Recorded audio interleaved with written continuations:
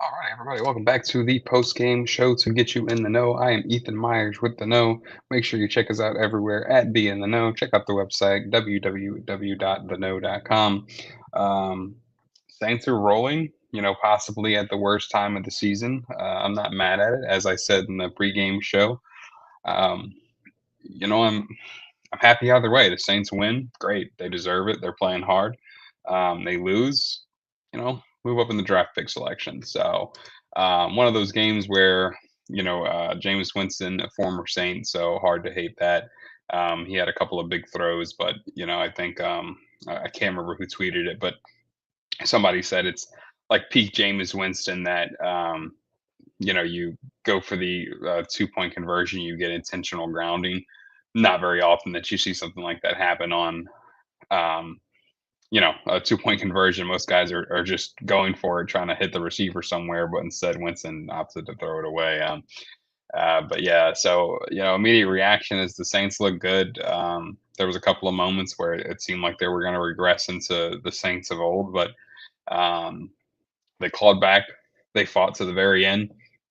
I was happy to see that. So shout out to them. They're not quitting on Darren Rizzi, and that's pretty huge in my opinion. So that's really nice to see and really important. So um, I texted someone during the game and I told them I hate that I like Rizzi so much. Because a part of me wants to get away from who is in the building, right, for head coaching position, but you can't go without mentioning that there's only one other head coach in Saints history who started their coaching career with the Saints 2-0, and that is none other than Sean Payton. So Darren Rizzi is starting off very, very hot, starting off beating a divisional rival, then going to Cleveland or staying in New Orleans, but then winning against Cleveland, who's 2-7, 2-8 now, whatever you want to call it. Either way, ultimately you're still winning football games you should win, and I think that's important. You go out and you beat the divisional rival on the Falcons, who are a good team with a good record this season, and then you turn around and you beat a team you should beat 35-14. So Darren Rizzi's figuring things out as he goes, and I like that.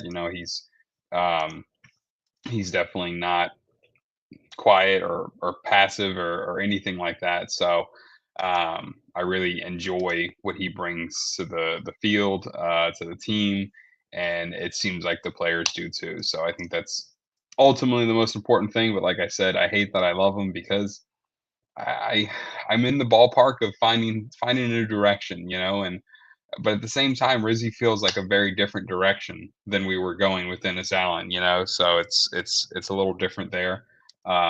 If they were looking for continuity, the continuity should have came from maybe Darren Rizzi. He was in the building at the time. So yeah, I think he's got a legit shot at being the guy going forward. And I think the only thing that prevents him from getting the job is at this point is ultimately, um, you know, front office and co may also want um, something different, right? They may just want to start all new. So difficult for him, but we'll see how it goes. Again, the only other coach to start 2-0 under Saints black and gold is Sean Payton, and Darren Rizzi did it second. So um, jumping into what feels like when Taysom Hill is healthy, you see every game, but the Taysom Hill game, he had the interception, he had the fumble. But when a guy can do everything else so well, 7 carries for 138 yards, 3 touchdowns, uh, 8 receptions for 50 yards, an average of 6.3 on receptions being lower than the average for rushing is pretty insane. But that's just Taysom Hill things, right? He plays the game in a different way than anyone else has ever played before. And when I looked at the stats, I was kind of surprised to see that AK had close to 100 all-purpose yards still. I think it was 89.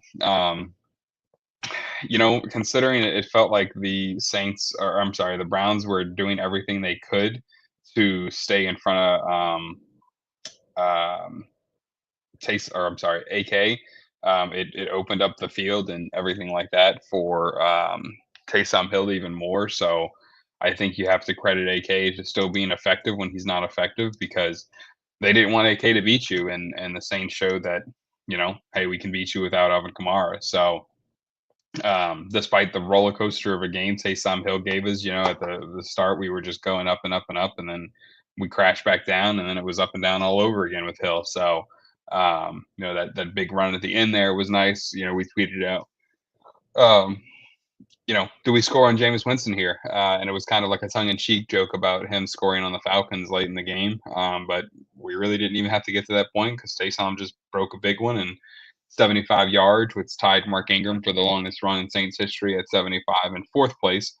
So fourth longest, not the longest, but still tied Mark Ingram there. So Mark Ingram's name has come up a lot, past couple weeks. Alvin Kamara broke one of his records. Taysom Hill tying one of his records now. So good to see Saints making new history on the positive side of things, and not just making history, but finding ways to get W's too. Because I think you go back and look at some of the records Drew Brees put up, and I think he would trade some of those records for more wins. Another Super Bowl appearance and another Super Bowl ring. But some of these guys aren't out there for personal accolades; they're there to win, and I think that's the great thing about Alvin Kamara and Taysom Hill. They're out there to win. That's what they want to do, and it shows. So. One thing I want to highlight is I believe Derek Carr is making uh, nobodies essentially, and this is no offense to any of the guys that are out there running routes for the Saints right now, but he's making these guys look good. Um, you know, Valdez Scantling, he looks really good out there as a deep threat. He's getting Cedric Wilson a couple of touches. Kevin Austin Jr. looks good. And when you're coming from, oh, excuse me, Chris Olave and Rashid Shaheed, who are excellent wide receivers, to these guys who weren't on the roster a couple of weeks ago, that's pretty impressive. You have to give him credit where it's due there, and he's doing a great job at that. So, shout out to Derek Carr for making that happen because these guys are guys who weren't on rosters or anything like that, and now they're winning football games. So maybe it's a good thing that this wide receiver room is kind of getting their breath of fresh air. There's no remnants of toxicness towards Derek Carr. So whether it be that or not, I think it's just good to see Derek Carr effective and also finding guys who he really probably didn't have a lot of reps or practice with. So and even better news, the Saints have an entire bye week to go in and figure it out and see what changes they can make to be even more effective. Because I think if you don't have the two turnovers from Taysom Hill, this game is even more of a big win for the Saints, beating an opponent that they definitely should have beat and everything like that. So um, and the other thing that I think this game, highlighted that McCoy is important. Really, even your backup center is important because, when McCoy went down the first time, he had the backup come in and things kind of changed. And I think we saw that in the second half. McCoy went out and it looked like the offensive line just forgot how to block all of a sudden. There was a run play where Alvin Kamara got handed the ball in a simple handoff, not a pitch, not a toss, not play, like nothing. It was just a simple handoff. And there were four guys, three of which were defensive linemen just there waiting for him. But then they kind of settled down and figured things out. But I think the Saints were on center number 4 at one point in this season with a rookie or second year quarterback. So um, I think it just goes to show how important Eric McCoy is to the Saints game plan. And um, maybe he came back a little early. They said it was a groin injury, but I'm glad to see him back out there either way, but I'd like to see him back out there for a long time. So, taper expectations on if he's coming back or not. It might not be worth, risking the future of him for a season that's probably not going to grow into anything, depending on other folks losing and other teams losing. So that's one thing to kind of focus on too is he's important, but I think he's more important for the future than he is right now. So, um, that's just the way it is with football. You can't. A couple of years ago, some guys talked about how they went out there and played for Sean Payton and Drew Brees' last season. Won't say any names, but I'm sure you know who it is. And I think they regret it based on the fact that they're currently not playing football anymore and they're sitting on their couch commenting on games. But Um, yeah, McCoy's important. Hill's important. Alvin Kamara, despite being kind of shut down, all things considered, it's 89 all-purpose yards is still pretty good. And there was a play where we ran him on first and second down, and then kind of used him as like a rollout option, but Jawan Johnson was behind him, and I think Jawan Johnson's coverage guy was so focused on making sure Alvin Kamara couldn't catch it and turn into the end zone that he didn't play Jawan as tight as he should, and Jawan got the touchdown. So that was just an easy play, great drawn up and everything like that. I don't know if the play was supposed to be to Jawan, but it was very smart that he was behind AK, because you take really that coverage guy out of the equation, that corner linebacker. I can't remember who he was, but he was more concerned about AK catching the ball and turning than he was about his own man, and that just made it an easy pitch and catch for the touchdowns for Carr to Jawan. So even when he's not effective, AK can be effective by being, a disguised guy and everything like that. So and shout out to him, because he was the first one to celebrate with Jawan. I know he probably wanted that touchdown. He's had a great season, but he showed the team captain in him, and went out there and congratulated his guy that he helped get the touchdown. So yeah, the big thing is NFC South is important at this point. If we want a chance of going to the playoffs or anything like that, we definitely need to keep our eye on some other games. This week it's pretty easy. Is all it is the Falcons. They're 6-4. They are on the road against the Denver Broncos, currently 7-3. Bo Nix has already got a touchdown on him, so I think that bodes well for us if Bo Nix keeps doing what he's doing. He's gonna have a good game, and yeah, so we'll see. And that's kind of the way it is with the Falcons this season, that we just need them to lose, and I don't think anybody on the Saints sideline cares if the Falcons lose. It's a great thing. So.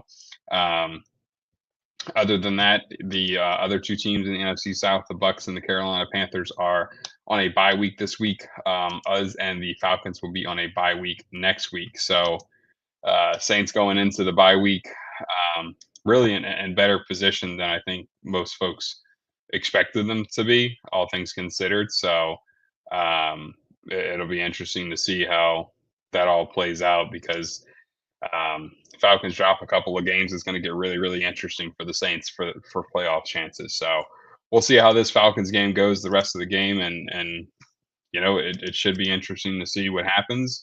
But like I said, win or lose, I think we're happy with what the Saints are doing right now. They're fighting, and that's something that I think they gave up doing under Dennis Allen. So I'm glad to see some of these veteran guys out there just giving it their all.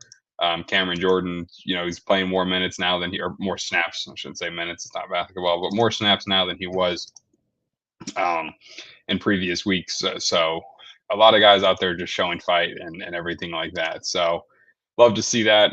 If you tuned in for the pregame show, we said, Alvin Kamara felt like a safe bet for the Saints for a touchdown. Obviously, he did not get it. The other one, I guess more, crazy pick for the Saints, and Valdez Scantling did hit. So if you took that, that's plus 390, depending on what you put on it. That's a pretty nice win. I mean, no matter what, turn $1 into $5, pretty good deal either way. So if you took that one, great, congratulations, you won some money. But took AK. Unfortunately, it wasn't as safe as we thought. Looked like he was going to get that touchdown. I think in the third quarter, beginning of the fourth quarter there, but it obviously went to Jawan instead. But we'll be back next week. Pre-game show, same thing as every week. We'll be here talking Saints, talking matchup, talking a couple of bets before the game. So tune in. Make sure you check us out everywhere at Be in the Know. Make sure you stay tuned. We both have a Saints and Pelicans pod. Check out all of our folks. We got Jinx, who's newer. He's making football content in general, but he's a Saints fan. Gaming Grunt, he's everywhere and everywhere all the same time. I think he's got a stunt double because he's in many places. And check out all of our creators that do Pelicans and Saints stuffs. We have pregame, postgame reviews and things like that. Tulane ranked number 20. LSU unfortunately fell out of the ranks after dropping that game to the Gators, but it looks like Brian Kelly's, holding some guys responsible, suspending and things like that. So we'll see how these teams in Louisiana go. If you're a fan of Louisiana, you should be a fan of us. Check us out at Be in the Know, www.theknow.com, and we'll be back next week